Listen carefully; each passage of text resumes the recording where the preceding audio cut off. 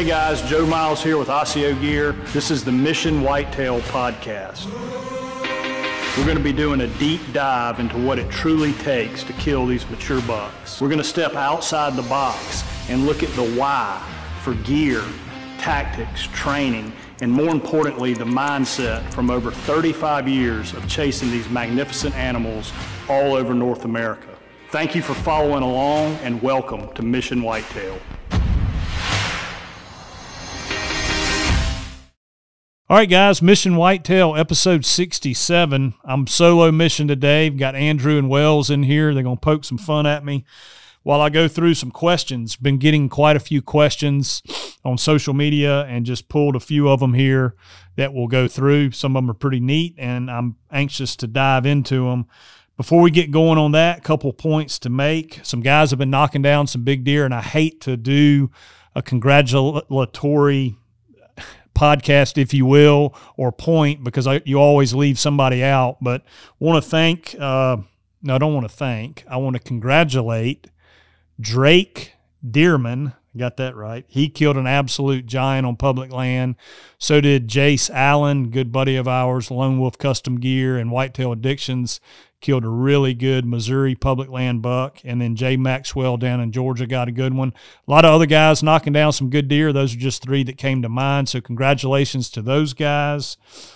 We are hunting here in South Carolina, hunting a deer. Like I mentioned on our last one, we had that horrible flood down there, and it's getting back to normal. Deer starting to move back into the swamp. Got a little cold front coming.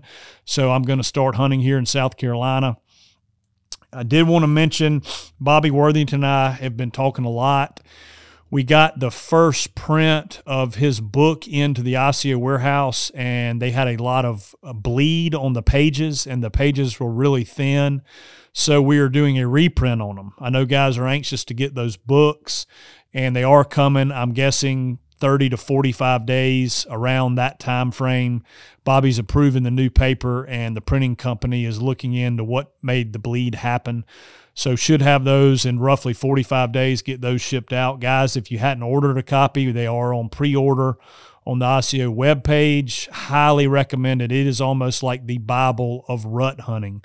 Incredible information in there. And it really goes archery all the way to rut hunting and a lot of Bobby's philosophies. So highly recommend that. And then the dates for the end field master course with Bobby Worthington have been set. And we had a waiting list that I've already added into this. The first date is March 28th through the 30th. We've got 3 spots left for that one. The second date is April 9 through 11. We've got 9 spots left in that course. And then we've got April 25 through 27. We've got 8 spots left there. And then the last date will be April 30th to May 2nd.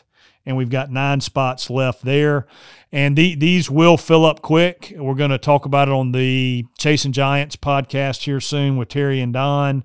And I'm sure once that gets out, it'll be filled up. But, guys, those are the dates for that in-field master course with Bobby and I come this spring. So if you're interested in that, you can email Joe at osseogear.com, and we can get you signed up for that course.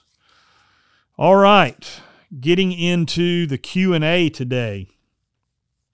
Got a question actually last night on social media from a buddy, and it was, go ahead and hunt in a spot or wait until you get a daylight trail camera picture of the deer before you go in.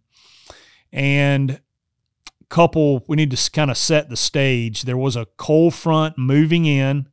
He had gotten a right at dark picture of the deer in the afternoon, and the trail camera had been in there for several weeks. So the question was, with this cold front coming, should I go ahead and dive into that spot, or should I wait until I get a picture of him and then move in? And the point being, if you get a cold front and you only get one picture of him and he comes through there and you're too late, you go in and hunt after the fact and he never comes back through there, you blew your shot, right?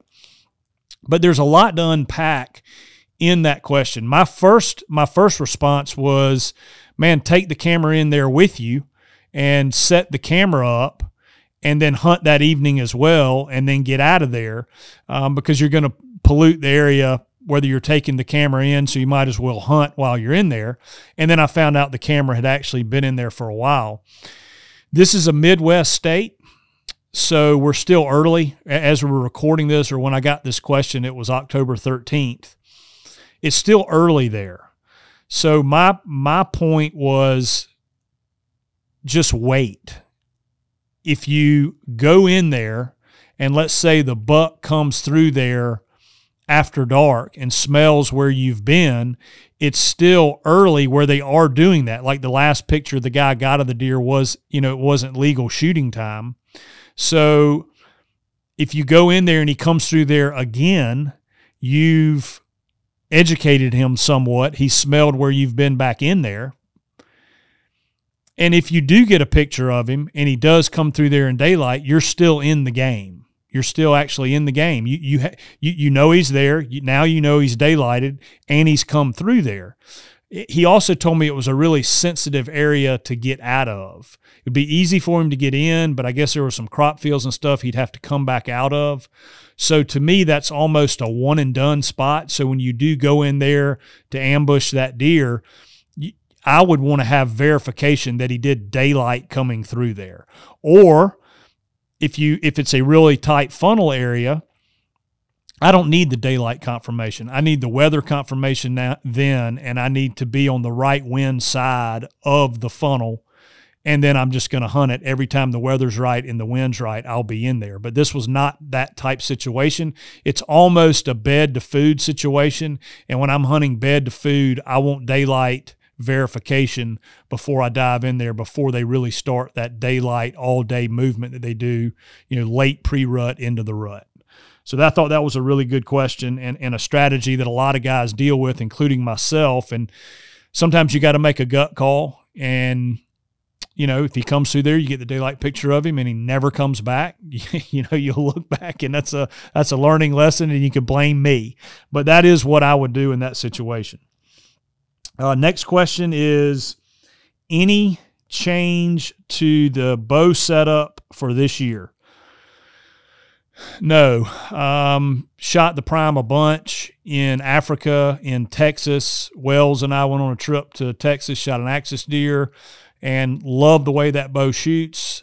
And I'm not going to go through everything on the bow again. The only thing that I have added, I added the little sight light on top of my black gold sight. I didn't realize they offered those. And a guy actually commented on a post I did that they do make them. And I looked into it, and sure enough, they do have a little sight light. So in states where it's legal, I will be using that little light, especially for any ground blind hunting, or, late in the evening, early in the morning before, it gets light enough to see the pins. Obviously, legal shooting light. Most of the time you can see the pins, but if I'm in a dark area like in the timber, it's good to have that. So I've added that.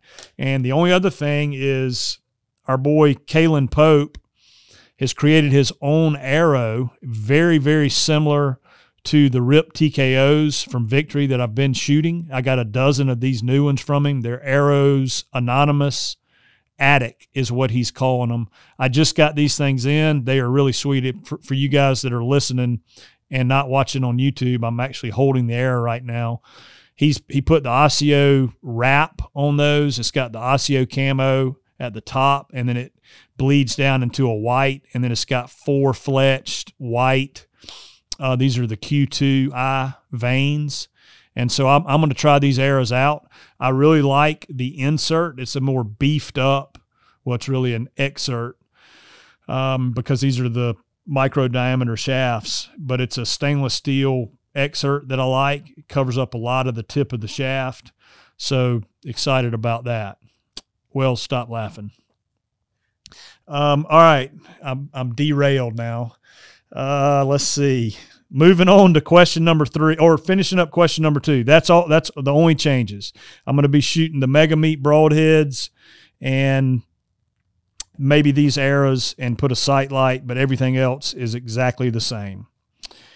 Out of state hunts, where and when? So for me, out of state this year, I'm looking at potential Kansas, Kentucky, and Ohio. Those are the three, I guess, Midwest states that I'll be looking at. I'm going to spend a lot of time here at home this year. I want to chase this swamp buck as much as I can. But when the rut gets rolling, kind of the end of October, 1st of November, I will be looking at Ohio, Kentucky, Kansas, and obviously what's going to determine that is weather and deer, right? If I've got cameras in all of those places, multiple cameras in all of those states on the farms that I have permission to hunt on, and a nice buck has been seen in Ohio, so that's a potential spot. Also, it's a great little piece that backs up to some no hunting, so something big could come through there at any time. Kansas farms are both new this year. Have had cameras running in there, and they're kind of in funnel spots, and have had some does and a few younger bucks come through there, but I'm not really expecting anything to get rolling through there till kind of the end of October. Kentucky, Andrew and I actually set up those 2 rut funnels, cameras in there. Have got deer coming through them almost every day now, but no big shooter yet. A decent buck came through the new one in Kentucky, but nothing big enough yet. So really just sitting on go. I've got it planned to leave the end of October and stay. You know, I've set my schedule up where I can stay quite a while into November. And if nothing ends up showing, I may end up staying right here at home and chasing this one deer. So that's kind of my out-of-state plans. And again, it'll be the other part of the question was when. It'll be weather dependent from that kind of that October 25th to Thanksgiving, weather dependent and deer dependent with what pops up. If I get lucky and I kill this deer in South Carolina, then I probably, and let's say nothing shows up, right? I've got no deer, nothing in Kansas, nothing in Kentucky, nothing in Ohio. I will go to that Ohio property. It is good enough to blind hunt. I feel like during the rut, something big will come through there. I also think those 2 rut funnels in Kentucky could produce big as well. So, and those farms, those properties in Ohio and Kentucky are only about 4.5 hours apart, so pretty easy to bounce back and forth. So that would kind of be my plan there. All right, completely shifting gears. What is your opinion on bait and hunting over bait? Man, that question has bounced around on podcast and podcast and podcast. I'm seeing more and more of that. My opinion on bait is it is a tool that can be used to locate deer in states where it's legal to hunt over bait. You can use it and locate a deer. And there are big deer that get killed, 5, 6, 7-year-old deer that get killed every year over bait piles. So it can be an effective tool if that's what you personally want to do. If you're happy with shooting a deer over bait and it's legal, by all means, knock yourself out. I got lots of buddies that have done it. I have done it in the past. I've kind of transitioned in the last few years as to what does it teach me about the whitetail and about how they travel and woodsmanship. What is it teaching me? What am I learning from that situation? And I'm really not learning a lot because I'm putting out a food source that the deer is coming to. And yeah, I mean, I may figure out that he uses a certain wind to come to that food source, and, you know, he's looping downwind of it every time. And so maybe that can transition over to a feed tree, a natural feed tree, or a food plot, something like that. But I'm really not learning a whole lot about what the deer or deer in general are doing. They're coming into a bait pile. I'm putting a trail camera on there. I'm getting daylight pictures. I'm getting the right wind, and I'm going in and trying to kill the deer. So a lot of guys get hung up on bait piles and running trail cameras on bait piles, and they can be successful. And if that's what you like to do, by all means, knock yourself out. It's absolutely fine where it's legal. all good. I just don't think you learn a ton, and you're not becoming a better hunter per se. Yeah, maybe you're killing some big deer, but it's one-dimensional. Whereas if you're going into a clean environment, that's probably the wrong word, clean. If you're going into a more natural environment where deer are behaving naturally, you can learn a lot. And yeah, you might not be as successful, but if you go to a state where you can't bait, or if they decide to outlaw bait, or you just want to not bait, man, you can learn a lot about deer and develop more woodsmanship skills. So that's my position on bait. I think it can be used as a tool, especially in like the areas we hunt in South Carolina early season, because it's so vast swamp ground. It's really, you can't glass because you can't see 150 yards in most places. And you run it, there's a ton of food in the swamp that time of year too. A lot of browse, a lot of briar. There's a lot for them to eat down there. So the corn pile, the bait pile can kind of get you an inventory and let you know what's actually alive in the swamp. So it can be used as a tool and an effective tool. All right. Piggybacking on that, opinion on cell cams and trail cams. I think I've answered this question before. I think they're a great tool, especially if you are targeting a specific buck. If that's what you like to do, which is what I really like doing, is finding a particular buck and hunting that buck down. Trail cameras can be a really good tool. They can show you when deer are starting to daylight. They can tell you when deer are moving through certain areas, when deer are coming through a funnel, when mature bucks are starting to move. Now, I think they can become a problem if you are fixating on that and determining when you hunt based on trail camera pictures. Now, I don't want to be a hypocrite, because we were just talking about number one. The first question I answered was wait until you get a daylight picture of him and then move in and hunt. But there's a fine line there between running 100 trail cameras and checking trail cameras over and over and over. It becomes a full-time job, and you end up just running cameras the whole season and not really hunting. When you do use it as a tool and get that daylight picture, man, it's time to dive in and start hunting with the right wind and the right weather, and put the trail cameras kind of in the back burner, or let it be plan B, where you're not relying on trail camera intel to hunt once the season is really going, and especially the rut. Man, if you're relying on trail cameras during the rut, you're going to be one step behind, and you're going to be chasing your own tail. You got to get into those tight funnels and put in the persistence and just hunt. So that's my opinion on trail cameras. All right, this is a pretty cool one. How's the recurve shooting going, and what is your setup? Recurve shooting is going good. I shot it this morning, and I've spent some time with Bobby and have a pretty good training regimen going now. I do about 20 to 25 really precise, concentrated shots. I do 6 to 9 out of my tower at deer targets right off the rip. The first shot at that 18 to 20 range, then the 15, and then the inside 10. And I normally do 2 or 3 rounds of that, with the first shot, being that cold bore right at daylight when I get to the office. And that's really helped me gauge my progression.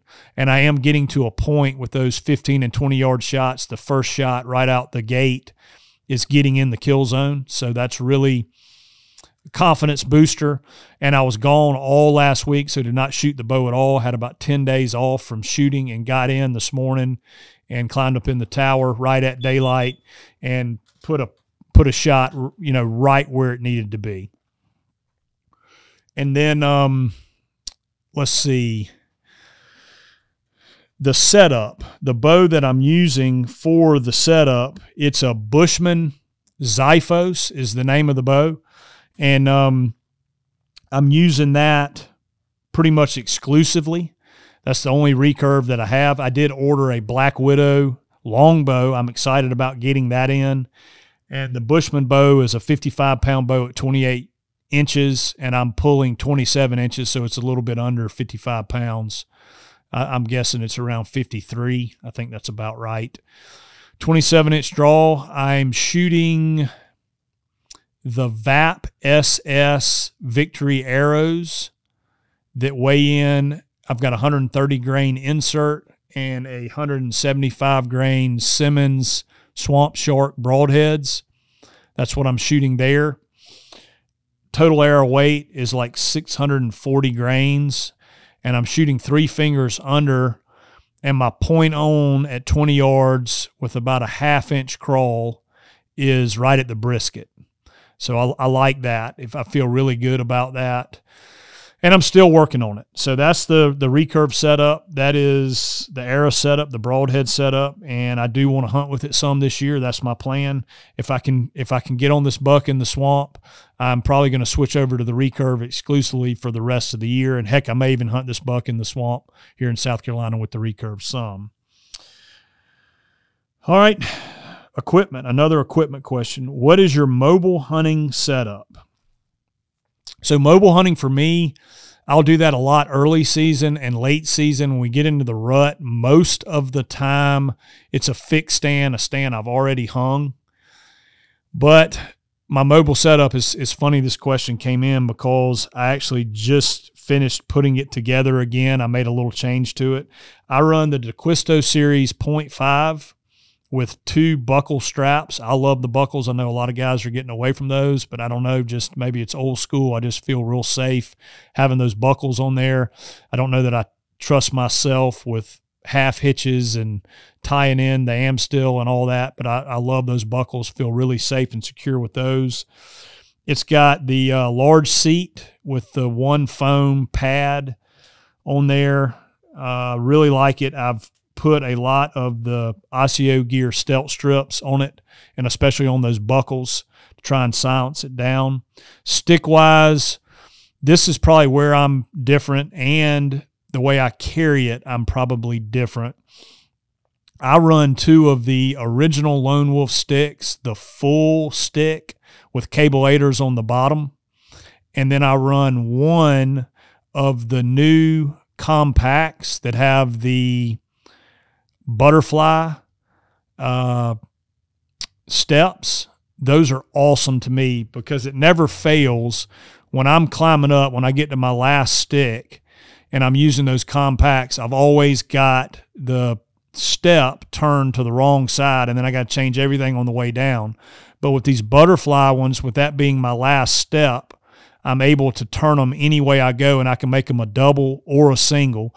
And it's really small. It's a small compact stick, and will get in anywhere I need it to get. A lot of the trees that you'll see, the first 2 sticks are able to get in pretty easily, and then when you get up in the stickaways, it starts to get maybe funky on you. So that's the way I run them, and I'm able to get 18, 19 feet high with those full-length sticks with the cable aiders on the bottom. It's the 17-inch cable aiders. So first stick I'm able to get, if I put it up fairly high, I'm able to get up 7 feet. And then the next one again, and then the last one, I'm able to get up to that 18, 19 foot range. And then the way I carry them, if I'm being mobile, I want everything to be as hands-on as possible so I don't have to drop much stuff at the base of my tree. And what I mean by that is I actually run the stand kind of side saddle off my side, and I've got the sticks with a gear tie tied together and then a bungee cord holding them on my stand. And then on my back, I've got the ICO compact pack with my bow on my back, because more than likely I've been riding my bike, and I like to have my bow on my pack as opposed to some rack, because it won't rattle the sight or rest loose nearly as possible as it will if you've got it riding on your back. Then it's kind of bouncing with your body. But anyway, what that does is it affords me, when I get to the tree, a lot of times guys will have to take their pack off or take their stand off, set it on the ground, start running the sticks up. With my system, I'm able to take that bungee cord off, take my first stick, and put it on the tree, And then my little small stick, I'm able to put in my waistband and of my climbing harness. And then I've got my other stick in my hand as I go up, and then I set that one. And Andrew, we probably need to do a video on that, to show guys, because it's going to be kind of hard to explain that. But we'll try and do a video on that, guys, and put it on YouTube. But basically, I've got everything right there on my left side, and as I go up the tree, I just pull it off that stand, and then I'm able to just take the stand off my shoulder and then hang it, and my bow's on my pack. Now, one thing that you do need to be aware of, if you are going into a hunting spot in the afternoons, when in the morning this system works perfect. In the afternoons, when you're walking into your spot, especially in the rut, I like to have my bow in my hand, because you never know when you're going to walk into that deer, or you see a doe coming up through there and he's right behind her and you've got your bow on your pack. Boy, you'll be furious because you would have had a crack at your target deer. So something to weigh there. You may want to have your bow in your hand after you get off your bike, or if you're walking in, you may want to have it. And I still can do that. And then what I would have to do is, when I got to the base of my tree, I would have to set my bow down and set it up to our pull-up rope system in that pack. But that would be the only thing that hit the ground. So note right there. So that's my mobile setup, and we'll probably do a video on how that works and show it going actually up the tree. Number 8 here. What's the hardest buck you have ever hunted, and did you kill him? I would have said the Trax buck in Kansas is probably the one I tangled with the hardest for basically 3 different years. I killed him as a 9-year-old, and that deer was pretty clever. I'm going to go ahead and bounce away from him and say this buck I'm hunting in the swamp. We call him the Nomad 10, and he is the most unpredictable vanishing buck I've ever dealt with. He will be on our property for 2 days and does not get bumped. Nobody's been in there. Nobody's hunted. And then he will vanish for a week. The flood we had come in, obviously that relocated him. He also very rarely daylights, but then he'll do an obscure 2 o'clock in the afternoon. He'll daylight through a funnel somewhere. The issue is we are so limited on funnels. I basically have 2, and they're soft. They're very soft funnels. We've talked about one a lot. It's the one at the end of that duck pond that has the fence on it, but it's soft because the other side, they can travel a lot further out from being right there where you can shoot them. But it does funnel them around the end of that pond. The other one's a river funnel with a big, thick cutover, and there's some hardwoods that go through there, and it really pinches down. And it's more of a convenience funnel, meaning it's a lot easier for them to walk through there, as opposed, obviously, they're not going to walk through the river, and that cutover is newly cut, and it's got a bunch of stobs and timber in it, and it's really hard for them to walk through. They will. So this, if I had to guess right now, that's probably where I'll get a crack at him. And not playing the trail camera game is just getting into one of those spots once he starts that little bit of daylight that he does, and just staying there. Last year I bounced around a ton hunting him and had no luck. Never saw him in daylight. Never saw the buck. I knew he was alive at the end of the year. Relocated him this year. Thought I was going to get a crack at him opening day. Didn't. He did get bumped then, and it's been a process relocating him. And then I found him, and then that river funnel he had been through. I talked about this a lot on the last podcast, so I don't want to go through all that again. But that right now is probably the hardest buck that I've locked horns with. It's a terrain deal, and it's just him being a nomad and not doing the same thing really ever over and over again. And I have not killed him. So hopefully, fingers crossed, I'm planning on hunting him hard and get after him. We've got some cold fronts coming. We're getting to that middle end of October here in South Carolina. So for the next couple of weeks, if I get an opportunity, I'm going to be in the woods. All right, question number 9. Do you plant food plots, and if so, what do you like best?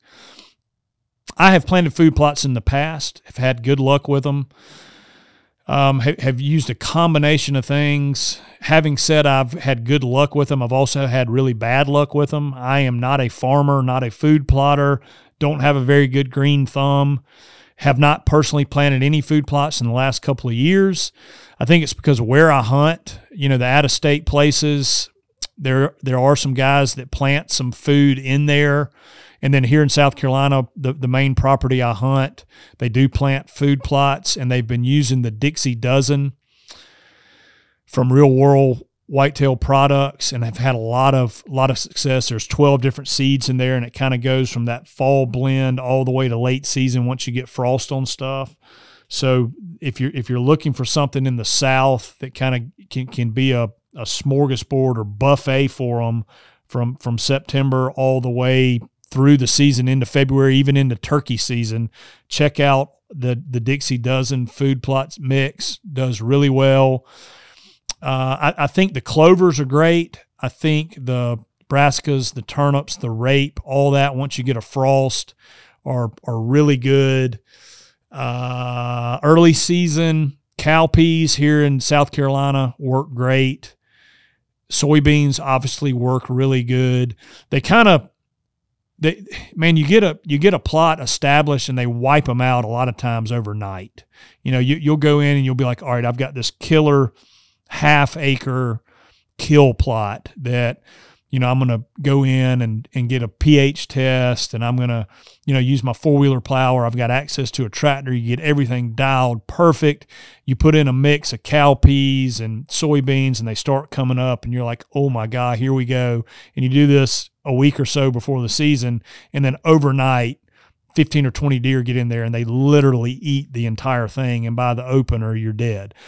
So they can work, if you got the timing right, you get the wind right, the rain right. That's another thing, early season, South Carolina, August, you'll get into a drought. They won't germinate at all. So I'm probably not the best guy to talk about food plots. If I really wanted to get serious about doing a whole bunch of food plots, I would be following every single thing Don Higgins does, because he is the master. He has tested every seed known to man, and their blends are world class. So yeah, that's who I would look at for food plots and seeds and recommendations on how to do things. All right, last question of the day, boys. Do you hunt feed trees? That's also a very hot topic, and it seems like on today's social media, is feed trees. Do I hunt feed trees? And basically we're talking about persimmons, pears, fruit trees, all types of acorn trees, white oaks, red oaks, chestnuts, saltus. I have hunted feed trees. I've had some luck on some feed trees. I've also run hundreds of cameras on feed trees and gotten a lot of pictures of deer in there at night. Every now and again, I'll get a buck in daylight, and like I said, I've shot them on feed trees, especially when you have a giant white oak that is the only tree around that's producing acorns. That one can be pretty deadly. I think when you get a huge acorn crop, it's hard to pinpoint where the deer are feeding, and they know that there's a ton of acorns, and therefore they can feed at night. So I will hunt a feed tree. I do not get as obsessed as a lot of people do about feed trees. If I can find the first one that's dropping and it's early season and I want to hunt early season, I can get on one then. When they all start producing, I kind of get off of them and don't do a whole lot of hunting then. And then when we get into that pre-rut rut, which we're getting into here in South Carolina, it's time to get in the funnels. And then late season, most of the feed trees are done, and that might be a time to get back on those late season food plots or late season food sources that you can find.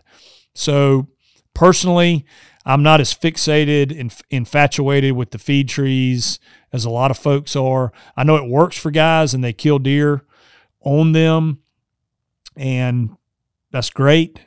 I personally have not had the success on feed trees that some of the other guys have had. But again, I have killed deer on them. I just tend to do my feed hunting early season, and then we start getting into the rut. I transition into funnels and kind of stay in those until the end of the season or until late season, and they get out of the rut. So, guys, that's it for this episode, Mission Whitetail, episode 67. As always, any questions, comments, send us in information if you like feed trees or not. Jury's still out for me. Would love to hear y'all's guys' takes on it. And if you've got questions, we'll do another question and answer here down the road. Submit a couple questions and we'll answer them and see if we can get them here on the podcast. And got a good one coming up next. We got Jace Allen coming in. We're going to talk about that giant buck he killed in Missouri. He's been after that deer for several years. And Jace he's a public land killer. He killed a monster in Kentucky, out-of-state hunt a few years ago, and then killed this giant this year that he had been after and a lot of other guys have been after. So looking forward to getting Jace on and walking through those 2 public land kills. Guys, thank y'all very much. We'll get back with you next time.